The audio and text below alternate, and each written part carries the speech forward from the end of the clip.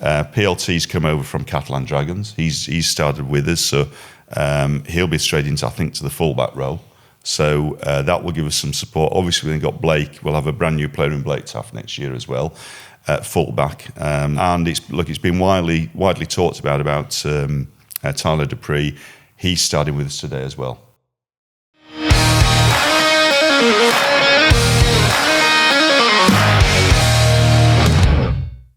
Well, hello everybody and welcome back to the All Out Studio for the latest edition of Back 10. I'm your host Kyle Amor, and round 9 was the weekend that just gone, and to dive us through all that and much more is All Out Rugby League journalist Josh McAllister and the Castleford Tigers chairman / owner Martin Jepson. Martin, welcome along. Thanks, Cal. Pleased to be here. Well, look, we'll get into, like I just said there, everything across round 9 of what was, and of course, unpicking and unpacking everything that's going on at Castleford Tigers. But do not forget, guys, to like and hit the notification bell, and more importantly for us, if you could hit that subscribe button, that would be a huge help for us as well. Don't forget, we want comments from you, our team. I say it to you each and every week, we love hearing your comments, so anything that you want to throw in there around what myself, Martin or Josh says, please send them across. In that comment section, you can swipe to the left and hit that hype button. You can hit that hype button 3 times a week, and we can keep on growing shows just like this and many, many more from the All Out Rugby League studio. But for now, let's jump into this week's show. Okay, so for those who tuned into the show last week, myself and Paul Cook spoke at length about the ongoing NRL investment that may or may not be coming. Seeing as though we have one of the Super League owners here, it feels the right thing to do to just dive straight into that. Martin, I suppose one of my first questions is Paul Cook. He spoke about a statement asking what are we doing and where are clubs going? Are we growing the sport? Are we trying to grow clubs?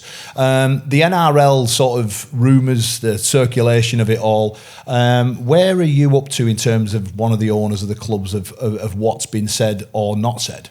I'll be really honest, we haven't got that much information.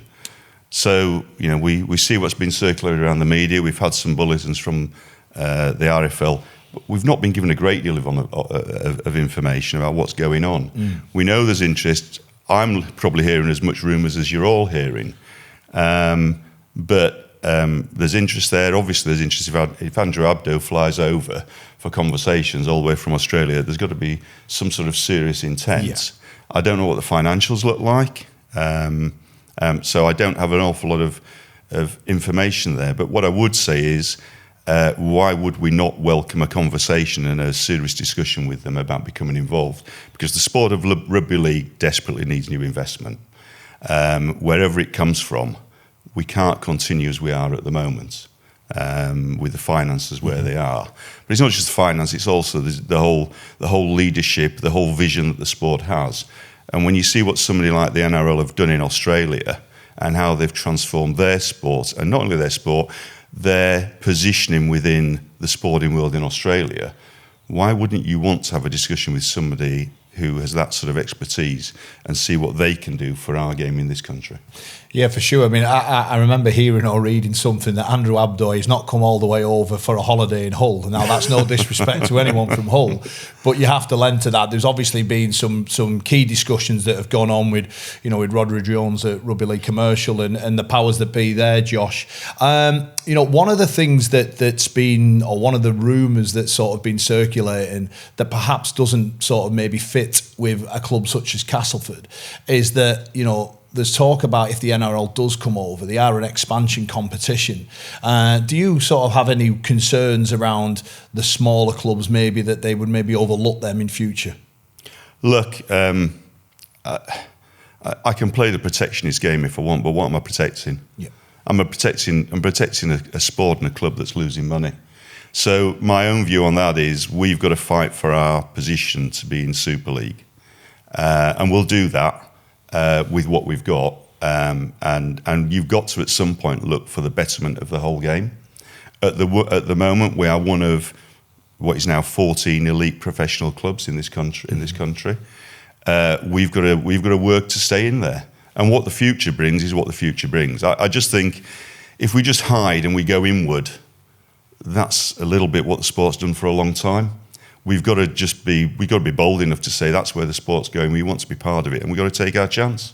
And one of the other things that has been sort of circulated, I think it was Peter Volandis that said to Brian Carney back in that over in Vegas where you headed out there, Josh, about clubs, club owners not needing to put their own hand in their own pocket. Now, that must be music to your ears if you were able to do that, Martin, right? Yeah, look, it's not sustainable.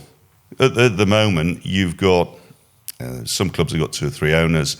I own 97% of Castleford. Others have got single owners, effectively like me. It's not sustainable because you're relying upon a small number of people. If one of them goes under a bus tomorrow, where's the club sit? Yeah. And it's just not a sustainable model. It's also not an investable model. In terms of bringing new people into individual clubs, because it's not just about investing in the league, it's then showing that there's a future for the sport to attract people into the clubs themselves, to say that we want to invest in that club, because when they see where that club's going, because it's part of a sport that's got a vision and got a drive and something that we want to be part of. Andrew Abdo, the NRL CEO, Carl said that he was over a couple of weeks ago. Are you now expecting details to emerge in the coming weeks? You've said it, as we all know. There's so many questions over broadcast, what teams are in there. There are so many questions around it. Are you expecting details to emerge across the next couple of weeks and then finally get the ball really rolling? Because I think it's Peter Landis that put a soft deadline of 3 months. Well, we could almost be approaching that without any details. I know it was soft, it wasn't a real deadline. Are you expecting something hopefully soon? Well, my understanding is there has been a bit more detail than there's no detail out there. My understanding is there has been a reasonable amount of detail put forward as a discussion document, but I don't know more than that. But I've seen the deadlines that have been bandied around, same as you have. At the moment, the reality is that, as I understand it, they're negotiating a TV deal. We're negotiating a TV deal at the moment. So it's a natural breaking point coming up. We can't drift into another year, I don't think, without anything happening, if something's going to happen in terms of investment, because those natural deadlines are a natural breaking point from the investment in the league at the moment. You mentioned there the key discussion points, Martin. Are you okay to sort of maybe share the standouts in that key discussion? I don't have them. They've not been circulated amongst the owners. Right. Okay. It seems it's frustrating, isn't it? It is. Yeah. I mean, if the guys who are owning the clubs, they haven't seen or been privy to anything, then look. Sorry to interrupt. I'll be really honest. So I didn't make the Wigan game. Of course, I didn't. But the last 2 games against Wakefield and against Hull, Matt Ellis and Andrew Thurkel have both come up to me and said, "What have you heard?" And I said, "Well, I haven't heard anything. What have you heard?" It's unbelievable, really. It is. Isn't it? We just keep talking about it for weeks and weeks. Well, we can only hope. And you say for Castleford, you're putting so much money into it, and then if the NRL come in, they can do it. But yourself now, you're putting money into sort of the stadium, restructure the training facilities to attract players over. You're doing what you can do to make sure Castleford is the best place it can be in for if and when this NRL investment comes and how that could look. Yeah, look, you have to take the view that firstly, there's not limitless pots of money for anybody. Even if you've got limitless pots of money, there's a point at which how much more do you want to invest in something if you don't believe in the end product and the competition within that club sort of works within. So you've got to believe in what's happening. But I inherited a club which had chronically lacked investment for years. We were fortunate that we had some monies left from a council grant that was available, but also I've had to put an awful lot more money in than I ever expected to keep the club going. And I've just taken a view, look, okay, I'm in it. What do? Do I walk away or just bite my tongue and deep intake a breath and get on with it? But one thing we've got to do is we can't feel sorry for ourselves and sit back waiting for investment to come into the league and then go, great, we've made it. Let's work on the back of that, aren't we? Aren't we lucky boys that we just survived? We've got to start investing. We know we've got dated facilities with what we have got, but we've spent over £1 million over the off-season. We've improved the ground itself. We've created a new fan zone. We've tidied the place up a lot. We've got a brand new artificial training pitch. Because what I don't want to find is that if investment comes into the league, we actually lose our place because actually we couldn't be bothered. So we've had to take a punt and say we want to work ourselves to be at the top table in the game and have a voice in the game going forward. While we've got you, sorry, Carl, just what is your... I know Matt Ellis joined you last year. Obviously, this year we've gone up to 14 teams. Matt Ellis, I think, said last year on this show that, you know, he'd be open to 16 teams. Then the NRL comes along and it's suddenly, well, there could be 10 teams, and that includes 2 French teams, a London team. What's your take on the expansion? What's the perfect ideal number for Super League? Is it stick at 14? Is it reduce it a little? Is it look at the 16s and try and bring in London and another club? Just I don't think it's about there being a specific number. I think it's about having viable clubs for a viable competition. There's a lot of talk if London came up, would that be the right thing? It's an easy thing to say, and I know the Australians sort of talk about London being part of it, but London has to prove itself that it can be self-sustainable. And London's tried for 40 years. I live in London. I can tell you, London has zero profile in rugby league. And I'm sorry, and I don't want to sort of shout out against London.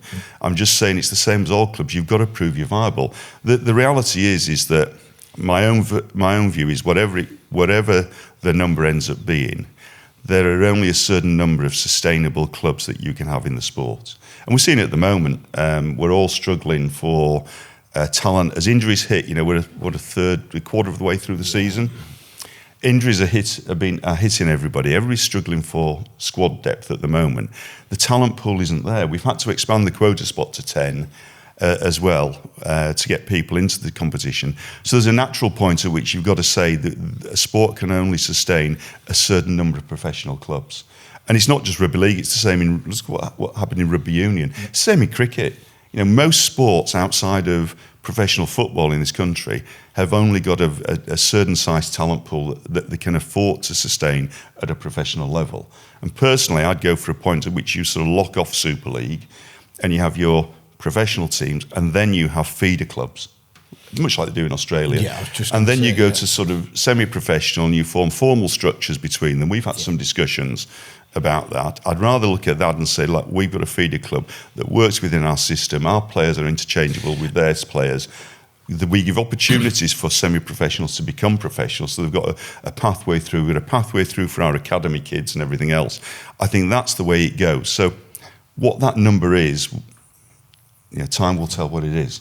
You make a great point there about the feeder clubs, which is going to sort of maybe jump into one of my next questions, really, that, with them, with potential top clubs, feeder clubs, and then that filtering all the way down to the grassroots game, it perhaps makes it a bit more of a fair and leveler playing field for your young Castleford Tiger players who are 11, 12-year-old showing promise to go through that system, as opposed to right now, let's be honest, most of the successful clubs, or most of the league actually, is made up of players who have spent time at Wigan, St Helens, Leeds, Warrington's academy is now starting to get to places that it's producing quality players who are ready for the competition.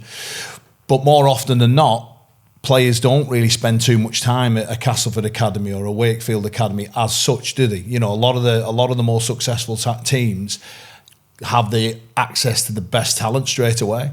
Well, look, and Castleford should have access to that talent. I mean, it hurts me hugely when I look at the games that have been playing. The commenters will pick out a player and say, "Oh, he's from Castleford." We didn't have an academy license a few years ago. We got it back, but most of the kids in Castleford, you say, should we be in Super League or not? We have one of the biggest areas of schools that play rugby league on a day-to-day basis and clubs that play rugby league on a day-to-day basis in the country. So the whole of that area around the Castleford Wakefield belt is a hotbed of rugby league. Yeah. So why wouldn't you want to have professional clubs there? What you've got to look at is to say, you need to have a proper structure there that allows academies to succeed, that allows kids to come through. The way that Castleford will succeed going forward is, yes, we're going to have senior pros and we're going to have overseas talent and so forth, but we've got to have academy kids coming through that drop into the team every year and give us 4 or 5 years. And if at the end of that, they get a big contract offer from somewhere else, be it Australia, be it Wigan, wherever it may be, they go with our best wishes because we've got another kid coming through. Yeah. But you can only do that if you've got something to invest in the clubs and in the sport. So, we all complain about IMG, and I'll complain as much as anyone about the intricacies of it. But at the end of the day, the clubs have identified, it's setting standards, and the clubs have sort of identified themselves now as to who should be in the top table. So when you look at the clubs that have come up now, So we've got 14 clubs. There's quite a big drop-off. Take London out of it. There's quite a big drop-off then with the rest of the clubs. And question whether some of them really do have the infrastructure or want to be in Super League full-time and everything that comes with that. So it's sort of naturally identified itself already. What you want to get to a position is whereby they don't have promotion and relegation in Australia. They don't have promotion and relegation in the NFL. And look how successful that is. But they do have investment into the clubs as a result. Take a few years ago when it was between Castleford and Wakefield over who got relegated, just before I got involved in the club. We threw a load of money at Blake Austin and a couple of other players to come in for the last 6 games to rescue the season. Yep. That's wasted money. No disrespect to Blake Austin, I don't know the guy. That's not the point. We threw the loads of money at a high-ranking player to help the club out just to stave off relegation. Why didn't we throw that money at our academy if we've got that money? Because that's what happens. If you get locked up in a professional league and system, you can invest. And then it doesn't stop other people coming into the league, other clubs coming out or people falling out if you go below minimum standards. But it gives you an opportunity to invest for the future and invest in the infrastructure of the club. York and Newcastle have that connection, don't they, where players loan through. And we will be honest, the reserves grade isn't good enough. They don't play enough, do they?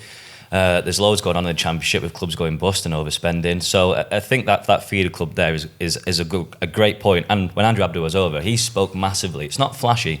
And Kyle, you've got kids in the amateur league. He spoke massively about the community game and looking at the next generation of stars. That's where they want to look at, put their money in and get more players coming through. So it's a great point that you make that Castleford has so many kids and that prospect and that potential that if the NRL came in, they would look at those hotbeds and be like, right, how do we get those kids playing rugby league from certain years and going through, and then we're not losing them to football, we're not losing them to just not playing rugby league or any sort of sport. That, for me, it's not flashy, it's not the headlines, but that's where we've got to start. I think it's got to start the community game. He spoke really big about community, and we had our centenary dinner. It's our 100th year this year on Saturday, and I opened with that. I opened up with his comments because we are the epitome of a community club. Yeah. If we can, with the last 2 games, we've had 9,500, 8,000 at our ground.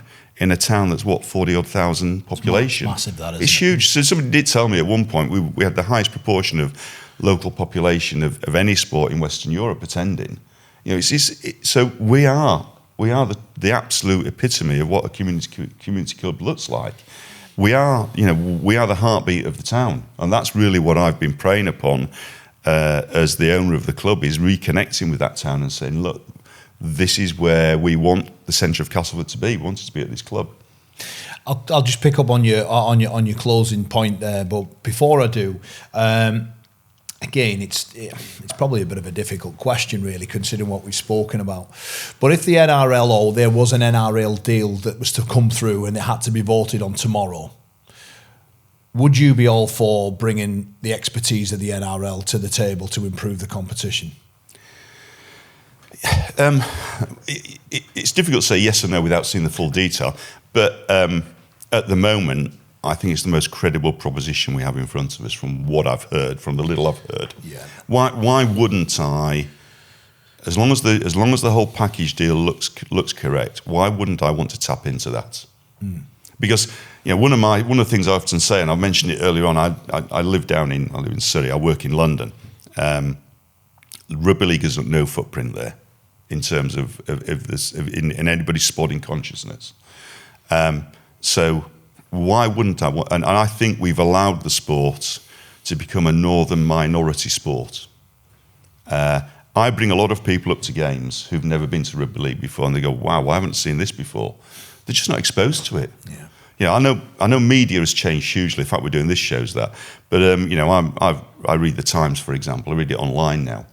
The Times has not had a rugby league correspondent for, I think, 15 years. Does that frustrate you? Massively. There's not a comment in the Times, the Telegraph, any of those sort of the old broadsheets, because people now still use them online. There's not a thing mentioned about it. When the Times sent a journalist to follow the Ashes series, I don't know if any of you read the review that they did of England-Australia, the first match at Wembley. They sent Stephen Jones along, Stephen Jones is I think he's semi-retired, if not retired now, rugby union correspondent, Naldo rugby union correspondent, who has got a passion to hate rugby league. And go back and read that report. He spent the whole report trashing rugby league. He started by saying, they could only get 60,000 in the ground, instead of saying it was a record crowd. Yeah, and it was that tone that followed through the whole way.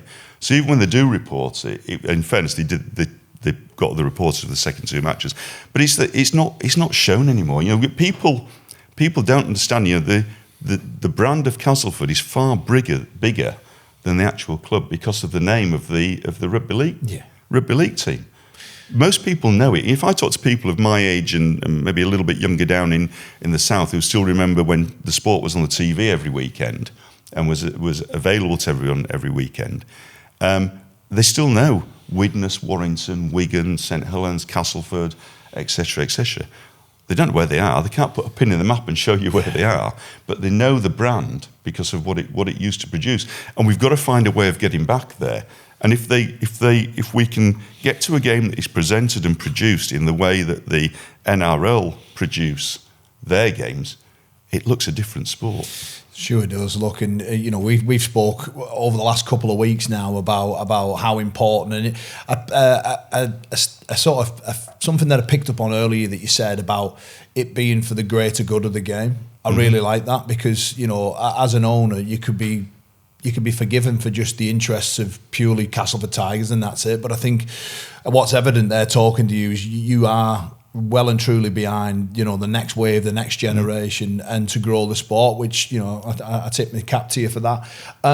Going back to your point about connecting and having the, having the dinner that you just hosted, that Centuria dinner, and connecting the community back to the club. I remember meeting you not so long after you'd taken over at Castle for a coffee over in Leeds. 2 things I want to sort of ask you. First of all is the size of the job, because we were very, very positive about it, and you still remain upbeat about it, but now you've dug into the weeds and lifted the bonnet up. Is it a bigger job than what you first thought? And also as well, how difficult is it at the moment for you to get that reconnection with the club when the product on the field, you're making big improvements off the field, but when the product on the field is ultimately, that's what's going to erode that connection between the two if it's not consistent? Yeah, look, it's a much bigger job than I thought day one. But as I said earlier on, the Castleford are fortunate because I'm sort of all-in guy. Rather than walk away and get too big, the guys will tell you at the club I'm all over everything that happens there, even though I'm not there every day. I watch every media piece that goes out, every bit of social media. I don't do social media, but I follow it. Yeah. I don't want to get caught commenting and everything. So I see what's flying around. But yes, it's a much bigger job. And we've done an awful lot of work off the pitch. As I said, we sold out the game against Wakefield. I think it's the first sellout since 2017. And then we had 8,000 for the whole game. So we've got the crowds back. But then to not have the performance on the field is soul-destroying for those that have worked really hard. And I'll say this now, it's soul-destroying for the people behind the scenes who work really hard to make sure that crowd comes back. Yeah. Because at the end of the day, the great thing about Castleford is there is a community there that wants to be connected to the club. They want to come back to the club, but we need to give them the reason to come back. And yes, I accept where our squad is at the moment, but it's far better than what they produced on Friday against Hull. It's far better than what we produced against Wakefield, as we proved against Wigan. I think people can accept defeats if you've given your all and left everything on the pitch and you've gone down fighting. You can't accept a defeat where you just roll over. And I make no excuses for saying that because it's just, I travel, it's 4.5 hours each way for me to get to a game. And I can tell after the first 5 or 10 minutes whether we're going to be in the game or not. And when I've travelled all that way and I sit there and I've got to smile and be polite to everybody and so on, inside I'm absolutely seething. What's that like then as a car trip home in Martin Jepson's car, an owner of a club that's Jekyll and Hyde, isn't it? Let's be honest. 1 minute they turn over Bradford after getting walloped at Warrington, then they get walloped at Wakefield, then they beat Wigan, then they beat. You must be tearing your hair out, right? Well, firstly, I I've got an overnight stay because most matches are in the evening. I'm not driving up there and back in a day, not at my age. So yeah, it's normally the next morning. By the time I normally don't get home till say 2 or 3 o'clock in the afternoon the next day. Yeah, you go through it a lot. The whole club does. I can tell you, after Friday night, Ryan Carr was up all night dissecting the game. Danny Wilson, the CEO, said to me, I finally got to sleep at 7 in the morning. People don't see this. They don't see what's going on because we work so hard and it's not as if we've not put the preparation in on and off the field. And, on the one hand, you're thinking, yeah, we've cracked this, we can do it. So at the weekend, we had 8,000 at the game. We had, I think, 600 turned up for the centenary dinner, a black tie affair at Ellen Road. And then we just put the Leeds United game on in the fan zone at the ground. And I just turned up to see how many people had turned up. We had sat out in the sun. We had 300 or 400 people just turn up just to drink beer and watch a big screen. People want to be connected with the club. Yeah. We now have to find a way of turning that around on the pitch as well, because we can't be perennial sort of bottom feeders. We just can't be there. I know. And I know we can't win. Not every club can win, but we have to be in a position where we're competing. Yeah, correct. There's ways to win and ways to lose, isn't there? Josh? Yeah, you say that, and having a competitive squad week in, week out. I was at the Wigan game. It was a solid performance. Wigan couldn't handle that edge of Christian Malapapa Tangi. Papalangi. Yeah, sorry, yeah. What a find he's been. Unbelievable, yeah. Fantastic, he's probably one of the signings in Super League, isn't he? But Ryan Carr's made no secret that change will come. Is this, and you've been linked with players here and everywhere, do you know that change is coming? Players know that change is coming. If you're not good enough, you need to be good enough. Our standards are going to be higher, aren't they? And that's why you brought in Chris Chester as well. You can't just go around swinging. This is a salary cap sport. You can't just swing the axe and expect, it'd be really interesting, mine, to get your thoughts on it, because a question as well to jumping off the back of Josh. Who takes responsibility for this? Down to the recruitment? Or is it down to a head coach that has to motivate the players? Or is it just purely down to the attitude of the players? And then, therefore, is it potentially maybe look at the person rather than recruiting the player in future? I think there's a big piece about that, looking at the person. I'm sort of, I've talked to Ryan a lot about that. Look, firstly, you have to understand when I got involved, and I'm not making excuses, but when I became involved, the club, because of finances, decided to go down the route effectively of recruiting the best championship type players with a view to trying to make them Super League players for budgetary reasons. The problem as well is you can't just sack everybody like that. You've got contracts. Yeah. The minute you move people on with the best will in the world, they've all got contracts. They've all got very good advisors. They want paying off, that adds to your salary cap if you want to bring people in. Yeah. So you can't change overnight. So I know a lot. I'm involved in a number of charities. I know a lot of people in other sports. And I know football managers will say to me, you've got to go through a number of transfer windows before you get the squad that you want. And they'll normally say 3 transfer windows in football gets you to starting to be in a position you want to be in. But at least they have a transfer system. We really don't. We don't have a transfer system anymore. It's contracts, and at the end of the contracts, people move on. So that's not easy, but I think there is a big piece, and I talk to football managers about this, and it comes down to investment in the sport. We don't have quite the amount of investment that they do elsewhere, so maybe we don't do as much research day one before a player arrives. But there's a big piece about getting the right people in your club. But one thing I will say is I'm very confident we've got the right person in Ryan Carr. He's really driven new standards. I'm not going to say it's his responsibility, Chris Chester's responsibility, or whatever as to why people don't perform. But one of the big things where we focus on is what's the character of that person like that's coming in.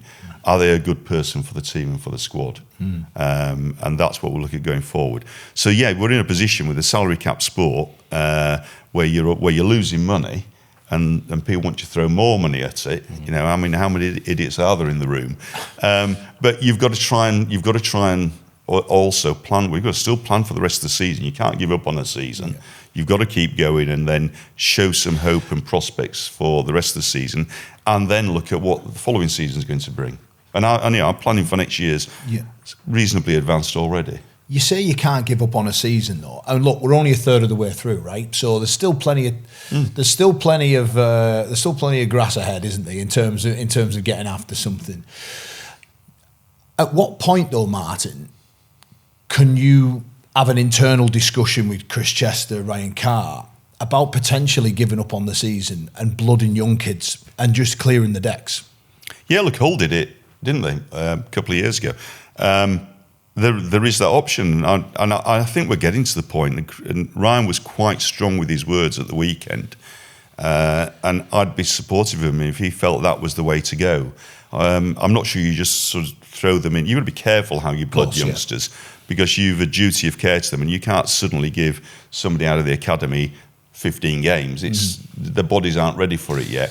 But there is a point at saying, and this is my point about investment, you know, if you manage it correctly with the fans and your supporters and your fan base, and you say, we're doing this for the right reasons, we're doing it because we think this lad's got real potential, and it will do him do his development the best. It'll be the best for his development if he plays 10 Super League games for the rest of this season. Yeah. Then okay, that's the sort of thing we should look at. And there is a point at which I'm sure fans would rather see some really good talented youngsters getting stuck in than a seasoned pro not putting his shoulder in when he needs to. Absolutely. And the Ryan's been quite scathing with them over the weekend. I think he's made it very clear to them, look, if you're not going to play, then we don't need to pick you. Mine, he has to, because you mentioned there a quarter of the population are wanting to turn up and get behind Castleford Tigers, and you've got a team there that's conceding. They've got the worst defence in the league at the moment. They're conceding 70s, 50s, 40s. That's an attitude thing. There's nothing. 100%. Ryan Carr. I think what's massively important as well is Ryan Carr has the time and the backing, which I'm sure you'll give him. I looked through at Castleford since the heights of when Darryl Powell was there. I think in the last 6 years you've had 6 coaches, so it's hard to build any consistency and continuity at the club. Under your guidance, Ryan Carr, you absolutely are saying he is the number one man to take you to where you want to go. Ryan's made huge sacrifices to come over here. He's uprooted his whole family to come over here. His wife's given up a very successful job and career for the time being. So he stakes an awful lot in coming over here. And one way or another, we will find a way of turning it round. One thing you can't prepare for, though, in sport, I suppose, are injuries, and that's probably what we talk about every week in rugby league, isn't it? In Super League, what's that like as an owner? You bring in Blake Taff, and there's so much talk around him, his potential, his prospect. He's going to be one of the best signings. He's handed the number one, and he goes down in round one, and then suddenly it's right. Well, we've just done a whole pre-season where this is our spine. We're going to now have to play a bit of catch-up, move things around, look at the transfers, move some players so we can bring in X, Y, and Z. I mean, what's that like for you? It's a real juggle. I mean, we not only did we lose, we spent a whole pre-season, and we all know how important the fullback is in the modern game. We spent a whole pre-season with Blake Taff as going to be our new starting fullback, with a lot of hopes for him, and Fletcher Rooney is his understudy. Well, he went down in round one. Fletcher went down, I think, in round two. Since when? I think Ryan said to me the week, I think have we had 5 or 6 players play at fullback, 5 or 6 players play at hooker. Liam Hood was meant to be our starting hooker. He's had injury problems this year. I mean, he's tremendous on the field, but he's had unfortunate injury problems. It is, unfortunately, it's part and parcel of the game. But you can cope with injuries in certain areas, but there's a point at which, in certain pivotal positions, teams start to struggle. Well, look at Wigan when they're a different team without Field and French in the team. Yeah. And it doesn't mean they're bad team. The rest of the players are bad players. It's just when you build systems around certain players, which all clubs do, when those pivotal players go missing, you don't have an equivalent one to fill back in. Well, we've seen a whole host of clubs being hit by injuries, haven't we? I've asked this question before. Do you think it's just one of them years, mine, or do you think because of the interpretations of the quicker game, perhaps players covering more ground than ever before, is it something that maybe in the off season that medical and conditioning staff need to perhaps look at? Just thought I'd ask you the question as a fan. I think there is something in that the quicker game and how that's policed as well. But at the end of the day, I don't know. We've had a number of injury problems over the few years I've been involved at the club, and we keep looking at saying, What is it? Is it our conditioning? Is it the pitches we're training on? What's the transition? We have tried to do some analysis of it. What we tend to find, however, is that it's different things with different players. Yeah, so there is no pattern there. Yeah. But look, rugby league's a hard game. Yeah. It's an attritional game. You're going to get injuries. You can't complain too much about it, really. And I don't want to make that an excuse for our performances. You have to roll with it. Very few sides get through the year with their 1 to 17. Although it's notable that the teams that tend to be successful tend to pretty much pick the same team every year. If I go back to 2017, when Castleford got to the grand final, won the League Leaders' Shield, you could pretty much name their team sheet every week. Yeah. And that does help when you're there. Now, is that the players? Are they? You've got better players? Are they naturally fitter and stronger and better conditioned, motivated? Is it the systems? I don't know. Yeah. Well, you look at the bottom six now. With even all of them teams have been butchered, haven't they, by injuries? And I know the couple in the top have as well. But that bottom six, there's been a lot of doing it tough. Castleford, Huddersfield, Toulouse, Bradford. Bradford trained with 15 during the week. Do you know what I mean? Yeah. There is, it's. Well, it's with Greg Eden. Scored a try on his return. 35-year-old Greg Eden. Yeah, well done. To put you on the spot, then you mentioned there that fullback's such a key role. Slightly put in the spot. Is that an area that you're looking at improving now, and then you've got to place, because as you say, the season's not done, there's 2/3 left to officially third through the pack and fullback. Is there anything transfer wise you can tell? Look, the problem is the transfer market. There's not that many players available. We have looked, we've tried. I can tell you that between Chris and Ryan, they've been trying incredibly hard and looking at the market, who's available. We've looked overseas, and ironically, a couple of players we looked at overseas suddenly break through into the NRL teams. They've not played, and then through injuries they get a game. And you're like, great, here we go again. They can't come. But we've got 2 players starting today, so they're at training this morning, I understand. So PLT's come over from Catalan Dragons. He's started with us, so he'll be straight into, I think, to the fullback role. So that will give us some support. Obviously, we've got Blake. We'll have a brand new player in Blake Taft next year as well. Fullback, so PLT will provide good competition there, and it's been widely talked about Tyler Dupree. He's starting with us today as well, so we've signed him on a contract. So we've got him for the rest of the season, and I think the next 2 years after that as well. Oh, wonderful! So he'll bring a bit more solidity to our forward line as well. Yeah, well, so in terms of we're not giving up on the season now. It would be very easy for me to say, crikey, now let's put my money in my pocket. We've got to recognise that wherever we end up this season, it's still a progression, and we know where we need to get to. It won't happen overnight. The 2017 team started forming probably 2 or 3 years earlier, and therefore every team goes through that sort of generational piece, and that's that piece where you're growing a squad and a team and you're trying to improve. So we're at the very start of that, but we'll progress this year, bring people in, and then start looking at next year. Already reasonably developed with next year's team as well. I tell you what, that 2017 was some team. I used to love playing over at Castleford there. Obviously, at the time we were on the back of some losses, none more so than that epic Luke Gale drop goal, one that will no doubt live in the memory of people for Castleford for many, many years. But when it is packed like that, and when the team is doing well, first of all, it's an incredibly difficult and hostile atmosphere as an opposition player to play in, and it does create that sort of that atmosphere, that arena where it's difficult to thrive in as a team. You've got to settle into the game very quickly, and in 2017 they blitzed everybody who were playing some wonderful stuff. As a Castleford fan, then, does it not, or does it make it a bit more of a sting where they're at now when you see the nearest and dearest rivals, Wakefield, and what's going on over there? And then also as well, would it be a travesty if Castleford was to do a Wakefield, go down, reset, come back, build and attack it? Look, good luck to Wakefield. I'm not into getting bitter and twisted about other teams. I've got to focus on what we do. And Matt's done a great job. Good luck to him. He's done a great job over there. He's rejuvenated the community.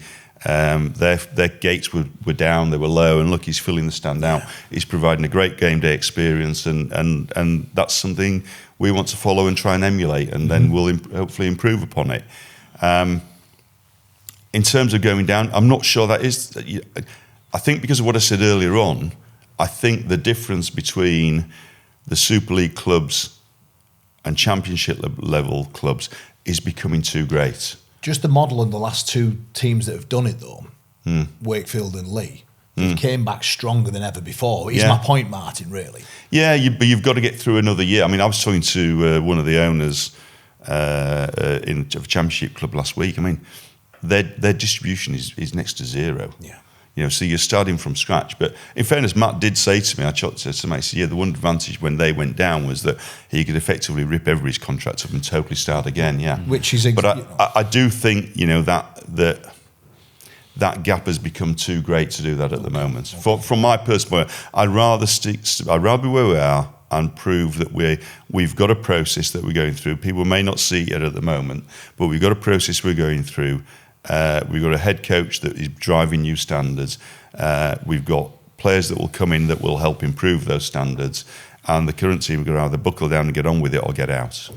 Going off script just a little bit, or maybe just a little bit back to when we were talking about NRL, we're talking about Castleford and the community, but at the minute as well, alongside that, it's all about globalization. We've got Las Vegas, we've got Wigan and Catalans in Paris. What's your take on Super League taking gamers on the road, this sort of globalization, Las Vegas? What's your take? And I think you were supposed to have a pre-season game in Benidorm that didn't quite work out, but a Castleford Pro globalisation, I imagine that's a story for another day, but a Castleford, Pro taking the game around the globe. Yeah, Castleford going to Benidorm probably sums it up, doesn't it? And that is another story, but we'll leave that. Look, if it's all about spreading the game and growing the game, spreading the word and growing the game, fantastic, do it. Whether it's the right thing to do now at the moment I think depends on the clubs and sort of what they get out of it. If you're going to Vegas, as I understand it, it's a big loss to the club that goes. Yeah. How much are you personally prepared to invest in that to grow the game? Now suddenly, if we're all in a position where there's greater investment in the game, so that we can go to Vegas without losing money, then fine, why shouldn't we go? My view is if you're going to Vegas... There has to be a return on your investment, doesn't there? Or... In some capacity. To be honest, most clubs will settle for breaking even. Yeah.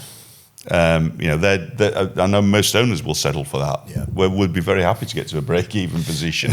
And frankly, that's what I'm looking to do at Castleford, is by looking at utilising the ground in other ways. But I think if you're going there, you've got to be putting a spectacle on. And you've got to be taking fans with you as well. Well, that's the big one, isn't it? And a part of the NRL talks with RL Commercial has to be the NRL has to chip in for Super League clubs to go across, because if that suddenly happens, suddenly, the Castleford's and other clubs where you're putting so much money in already, you could suddenly look at 2028, 2029 and go, yeah, I want to be a part of that, because now I know the NRL are the ones investing in it and we're going to get something out of it. Yeah, I think as well, though, I go back to what I just said. If we did go there at any moment in time, I think Matt Ellis made the point last year, and I agree with him. We've got to have a competitive team, and we've got to be taking people with us. Mm-hmm. And we've got to be confident we do both of those. Right, Martin. Well, look, thanks very much for lifting the lid on everything that's going on and off the field at Castleford at this time now. That's another transitional phase for the club. My last question to you is, where do you see the club? You talked about not giving up on this season. Where would you hope, realistically, where the Castleford Tigers, or where would you like to see them finish this season? And then what does the club look like medium, long term? Look, I'm not going to predict where we finish. I had a view as to where I thought we would be. I think where we are now in the season, if before the season started, we're a couple of wins behind where I expected us to be at this point. Yep.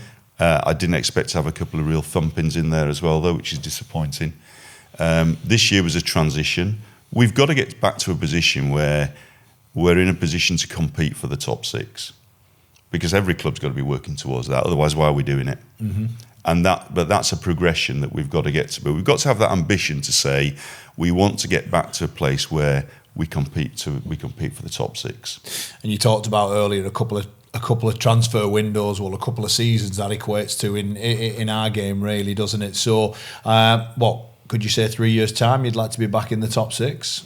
I'd hope we get there a bit quicker than that, but time will tell. We're already pretty advanced with what our squad looks like for next year. Wonderful stuff, though. Well, again, thank you for sharing that. Now, just quickly moving our attentions away from the Super League. Of course, time has flown by. We've nearly hit 45 minutes already. But the appointment of Brian McDermott, I just wanted to get your words of support back in, or if you felt that one of the other candidates might have been a better option. No, look, I think. I don't think it's appropriate. So I think I'm fine with Brian McDermott being the coach. My criticism would be he's not got an awful lot of time or space to work with. That's not his fault, though, is it? No, it's not his fault, Yeah. and that's. But again, it's planning. It's the whole thing in planning and organising, isn't it? It's that you change your coach so close to a competition. How much time has he actually got with his squad anyway?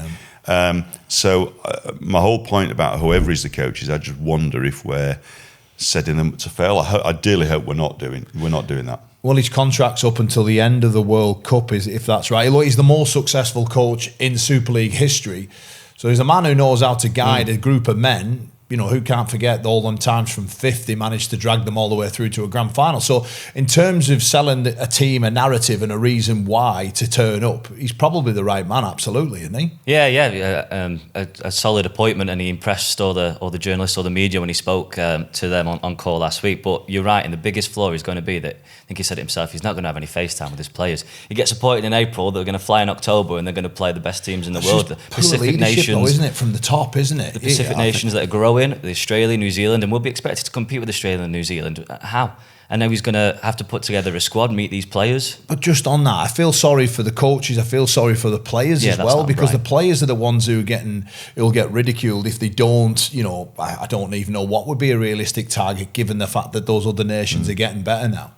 But there's been no space in this calendar of fixtures to even get a team together, to even have a competitive game against, you know, I mean, at the moment we've only got France, right, without it costing ridiculous amount of money to play. But, you know, the international game, Martin, where are you at with that? But isn't that the whole point of why NRL wants to get involved? Yes.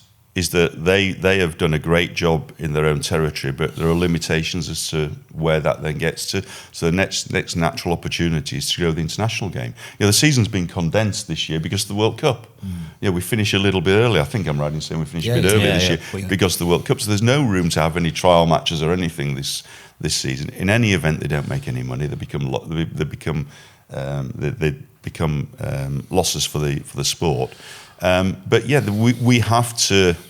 At the moment, the international game has sort of almost got pushed to one side. We need to find ways of growing it and have a more vibrant international game. Look at the interest that there was for the Ashes tests. Mega, wasn't it? You know, so it shows that there is an interest out there, and it shows that we can fill grounds. And if you fill grounds, you can then get the add-ons from it in terms of the commercialisation of the whole of the event and the whole sport. So it's got to be something that we've got to look to improve upon. Yeah, it's the envy of the world. Of the rugby league world is what rugby union's got. And why? Because they can do it on a global scale, can't they? So who knows? But I'm sure we'll end up having more conversations as the season progresses and continues. That's it. Time is up. Sorry. Thanks, Martin. Thanks very much for your honesty and insight.